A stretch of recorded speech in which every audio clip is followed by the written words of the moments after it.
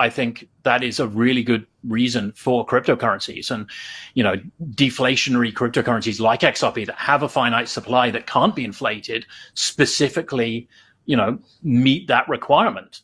One of the biggest issues with Bitcoin is its scalability. It's whatever it is, 7 transactions or 10 transactions a second, whatever it can do, then, every person in the world is going to be, if they wanted to use Bitcoin, they could make 2 transactions in their entire lifetime, and that would be the capacity used up.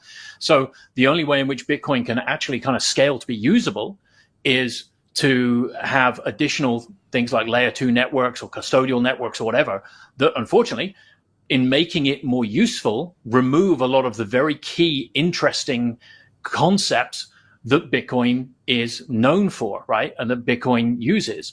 So I totally agree. Bitcoin was revolutionary. It was great when it came out. It was fantastic. And I totally agree with what you're saying in terms of its goals. The problem being is that from a pragmatic point of view, it's just not usable in society with the number of people that want to be able to use it, right? The transaction fees are just too high.